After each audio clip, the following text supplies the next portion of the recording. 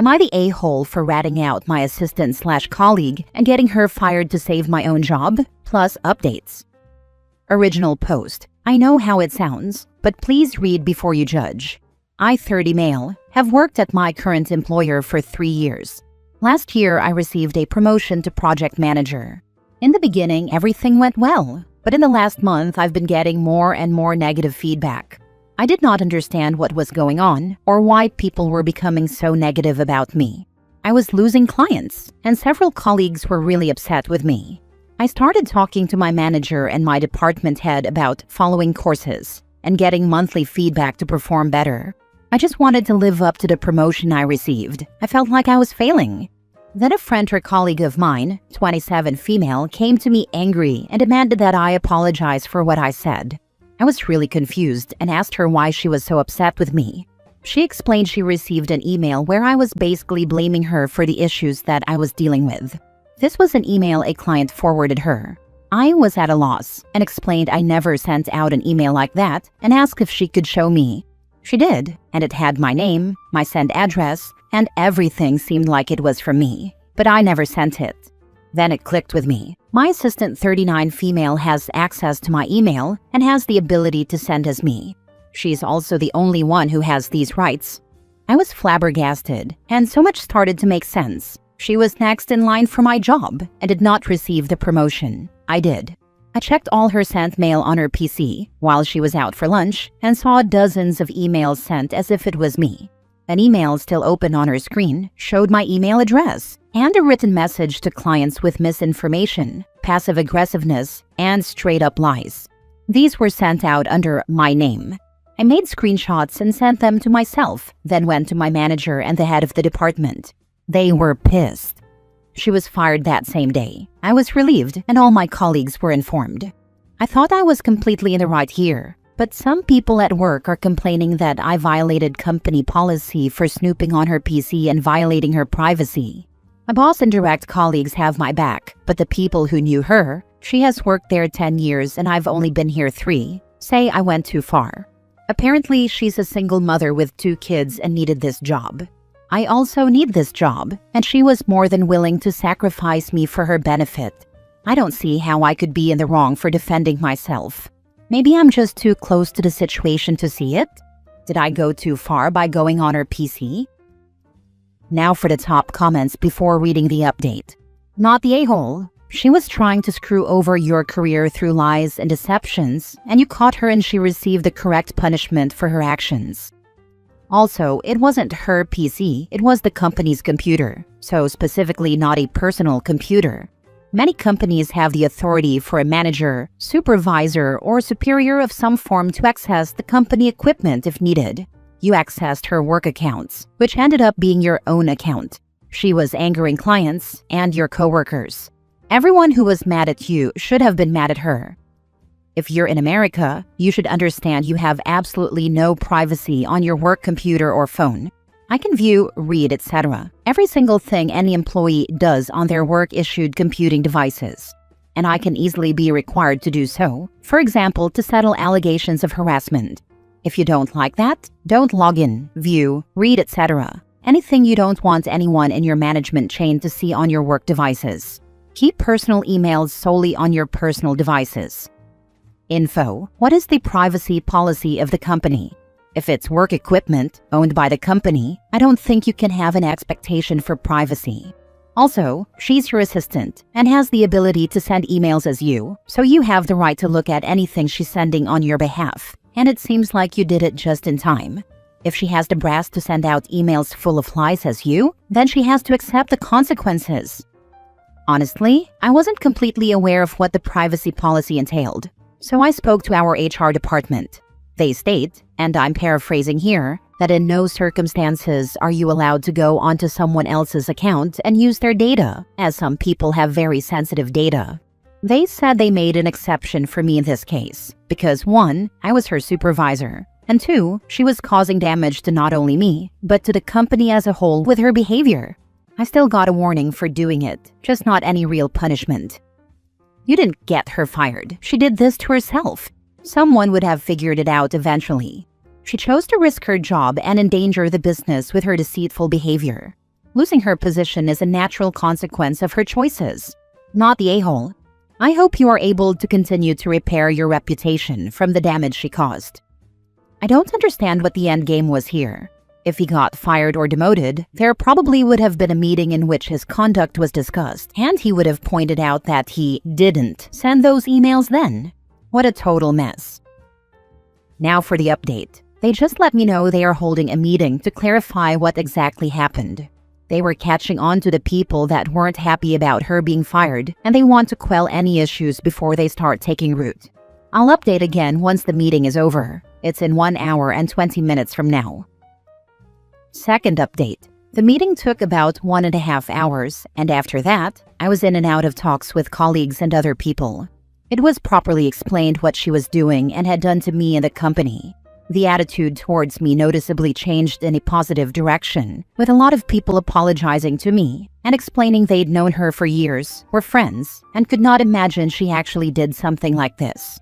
Honestly, I'm happy it ended up this way. HR and my boss really had my back here and preemptively handled things to avoid any lingering negativity. Nothing but praise for them. I've requested some time off, which was approved, and I'll be home for a week starting next week. Per my request and advice, they are also going to revise, or at least look at, the company policy regarding access to other people's emails and other security issues I've noticed. It'll probably be the last update for now. I might make an update post if anything significant happens. Thank you all again. Next story. Update. Am I the a-hole for asking my friend to pay the remaining balance of the loan I gave her after 17 months of waiting, while pointing out all the other stuff she wasted money on in that time? Original post. This just happened this last month, and while I have other friends and family backing me, what my friend said to me is eating at me, and I keep thinking I am the a-hole. So I'm thinking maybe an outside point of view is what I need. This is over a cruise that I've fronted the cash for. Me, 34 female, and my friend Kim, 33 female, booked the cruise in August 2023. By April 2024, she finished paying off the initial cost, then wanted to add more, excursions, drink packages, etc., and the total of all that came to just over $450. A few weeks before the cruise, Kim told me they started the steps to go through bankruptcy, and I said I could easily cancel the trip since we had travel insurance and could get all our money back. Her spouse, 37 male, and Kim told me not to worry and to just book the additional things and keep the trip. Cruise was May 2024. Afterwards, Kim started explaining how hard their bills were and they couldn't afford anything. I understood since I've been there and said she could just do payments of whatever they could afford. During the next 17 months, May 2024 to October 2025, they only paid me 2 times, $50 each. She continued to complain they couldn't afford anything nor pay me back, even though she was buying and doing a lot. She bought over $300 of Lego sets, $100 of video games, spent over $1,000 at a Comic-Con, premium pass over $200, autographs of 3 celebrities over $400, photo ops with 2 celebrities over $400, plus artist alley purchases and food at the con, since she didn't want to bring her own, went to a few NHL games, attended a few concerts, and a few other things. Note, they paid for all of this and it wasn't gifts. I was with her when she did over half these purchases. So a few weeks ago, Kim posted she just got tickets again to a concert next summer. I was curious and went on and saw the cheapest tickets available were just over $300 each. She got tickets for her and her spouse. So I messaged Kim asking if she was able to pay me back, and she said they couldn't and were doing payments for the concert tickets. That's when I decided I had enough and needed to get everything off my chest. I brought up to her that I have been offering payments as well and that she said they couldn't afford it. I went on to say I felt like she was taking advantage of me. Kim immediately blew up at me, saying I was guilt-tripping her. She went on to say if I wanted it that bad, she'd pay me off, but they wouldn't be able to buy gas or food the next few months.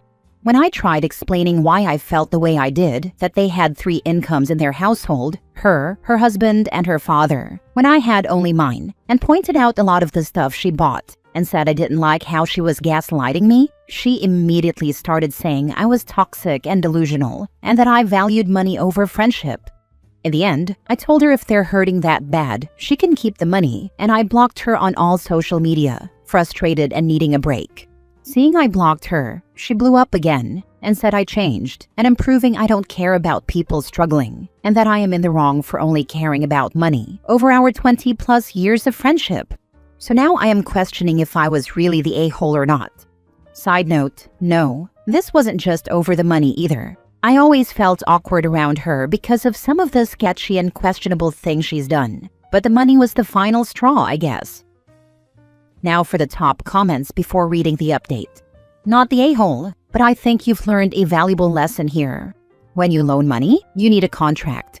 Even with friends, even with family. She is and has been taking advantage of you, so do not lend her money again even if you reconcile the friendship. From here on out, be very careful about lending money. Thought I could trust her, especially since she paid the initial portion of the trip back.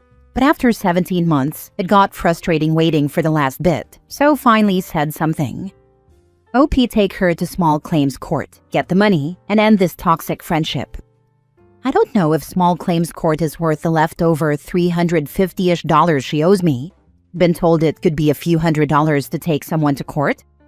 You just pay the filing fee. It is really simple to look up how much it costs for your county or city. It seems to be a lot cheaper than I heard from others who did it. Definitely will be looking into this more. Thank you. Now for the update. So this update came a lot faster than I thought. I do want to thank everyone who gave their suggestions to take my now ex-friend to small claims court, and of course end her friendship. Anyways, after multiple people saying I needed to take her to court, I decided to try once more to get my money back. I texted her and said I will take her to small claims court if I must, but it isn't right that she promised to pay me back and hasn't. Of course, she started in on the sob story, saying she and her husband will starve and may lose the house if she pays me back, then got mad when I told her she should just sell her concert tickets she just bought, or cancel her Disneyland trip I found out from a mutual friend they were planning. She didn't reply for a while, then ended up saying that, unlike me, she is a true friend and at least doesn't let money corrupt her and make her an evil person like I became, but she sent the remaining balance via Venmo. So I got my money back, all $373 she owed left. I didn't reply, just wanting to be done with her, but got one more long text saying I shouldn't be gaslighting and berating her for wanting to do a childhood dream of hers, going to the concert, and that I have even spent money on things I wanted, so she should be able to as well. That her tip money is for fun and not bills, so I have no right to tell her how to spend her tip money. That she's glad my true self is showing, and that she needs supportive friends and not those who want her to suffer. After that text, I blocked her on everything. I was done. Thank you, Reddit, for helping me out with this situation. Some of the stuff she said to me is still making me feel like a bad person, but I will say once I completely blocked her, I felt like a weight was lifted off my shoulders. And now that she paid me my money back, I'm going to go spend it on something to help me de-stress, LOL. If anyone comes back at you with a "how could you let money ruin the relationship?" make sure you ask them if they came at Kim with the same question. Nah, just say a real friend would have paid me back before blowing thousands on trips, concerts, etc. Who spends money on trips, concerts, toys, games, autographs, etc., while also starving, losing their house and in bankruptcy? They don't, unless they're planning to add to the bankruptcy resolution, fraud, and don't know how that works. When she goes into required debt counseling and they see where her money goes and when she spent this money, she may get a harsh reality. Kim can have her dreams, but that doesn't make it your dream to fund, which she did seem understand when she agreed to make payments to you for the excursions. Kim is full of BS and failing on how she treats her friends. She is treating you just like she's treating bankruptcy, a way to spend and not have to pay. You are right to be done with her. I can say she did do some bankruptcy fraud. Heard a lot she was saying to the bankruptcy lawyer she talked to on the cruise, and she explained some things to me once off the phone when I was asking why she left some things out and that. But really doesn't surprise me looking back on a lot of other things she did too, even before then. Had a few other friends warn me years before, but I didn't listen. But they actually stayed around and then helped encourage me to get this ball in motion when I saw she bought the new concert tickets and I vented to them. They're the ones who said I need to say something, so I did. Then got all this gaslighting and that from Kim. So yeah, I'm glad I have a few good friends still, and I'm done with this one. Last story. I took an hour commute to get my coworker in trouble. I live about 20 minutes away from my workplace by car, and I drive every day. It's a lot more convenient for me than the hour-long public transport route that involves multiple transfers going into traffic, and my shifts aren't regular, changing between midnight and 8 a.m. and 4 p.m. My senior coworker also drives to work, and his shifts are only 8 a.m. We had an upcoming supplier visit. That was about another hour's drive from our office. I was already annoyed with my senior because, despite all of it being his responsibility, he left me with all the tasks of coordinating the visit. All that was left was the question of, who's driving?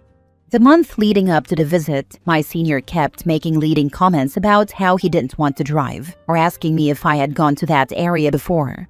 I didn't want to add chauffeur to my responsibilities, so I kept rebuffing him. One day I overheard him talking to my manager about how we still didn't really have a plan, and he would figure something out. I waited like 3 days for that something to get to me, but all I got were more of the same. So a week before the visit, I started leaving my car at home and commuted every day. I woke up an hour early and all that. I didn't mind the extra hour because I was fueled by spite, and it was an opportunity for me to catch up on my podcasts. 3 days of this, my manager noticed, and I fed him this fake story about how my brother was in town, and I lent him my car so he could see the sights with his girlfriend. I also drafted an email that I sent to my manager and my senior asking the supplier for ways to get to them, because our transport plans fell through. My manager was livid with my senior, asking him if this was his idea of figuring something out. He also berated him for being irresponsible and leaving much of the work to his junior, calling it shameful behavior. My senior begrudgingly drove us to and from the supplier's place. Oh, and my brother went home the day of our visit, so I rolled up to the office the next morning in my car. Why would you add hours of commuting time just to get out of 2 hours of driving? Pettiness. At one of my previous companies, the senior-most person was always responsible for transportation regardless of mode. That was because corporate was smart enough to know that if something bad happened and a junior was responsible, there were a lot more legal complications. This was the case for us too. My senior was really just a job-passing a-hole. Why couldn't you have just said, "I'll meet you there"? It was an area that was very difficult to get to, and it's standard protocol that we arrive together.